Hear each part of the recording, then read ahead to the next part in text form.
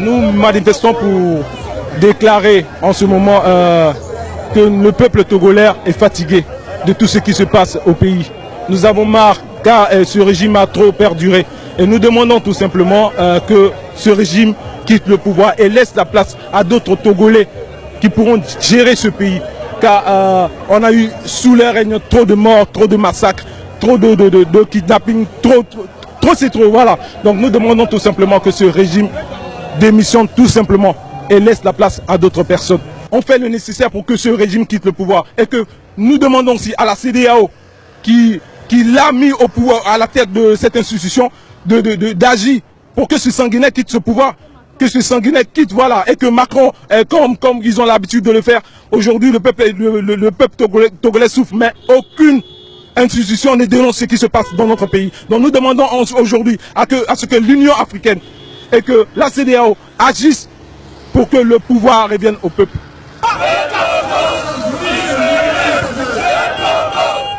Cette marche vient au point nommé parce qu'au pays, il y a des choses pas normales qui se passent. Les gens demandent que la constitution de 92 revienne. C'est-à-dire qu'ils ont eu à signer des points, des accords que le président devait observer. Et que dans tous ces points, il y a aussi le vote de la diaspora.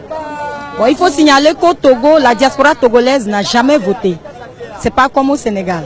Et donc aujourd'hui, nous demandons à ce que nous votons. Nous aussi, nous votions. Il faut que nous participions à l'avancement de notre pays. Nous avons notre mot à dire dans les décisions du pays. Mais notre président, malheureusement, ne voulait pas entendre ça. Raison pour laquelle à Lomé actuellement, il y a beaucoup de bavures, il y a beaucoup de meurtres, il y a beaucoup de tabassage, entre guillemets. Et donc aujourd'hui, nous venons pour supporter un peu nos frères et aussi dire au Sénégal que la diaspora togolaise est là, vivante, et que nous sommes de tout cœur avec nos frères au pays.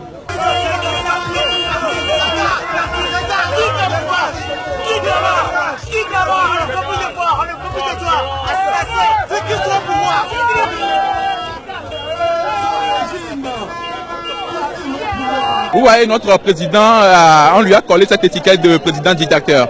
Voilà, ça fait 4 jours déjà que nous, jeunes de la diaspora, n'avons pas de contact avec les gens de notre pays.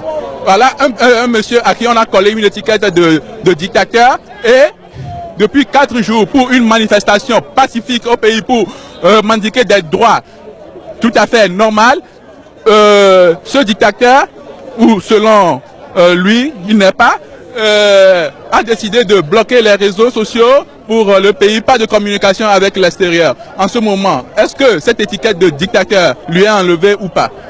Voilà pourquoi aujourd'hui nous crions notre ras-le-bol et je pense que c'est pourquoi nous sommes rassemblés aujourd'hui si nombreux au Sénégal pour dire non, le ras-le-bol togolais, nous ne voulons plus de M. Fogg et Sozilon Assingbe, nous voulons la liberté du pays.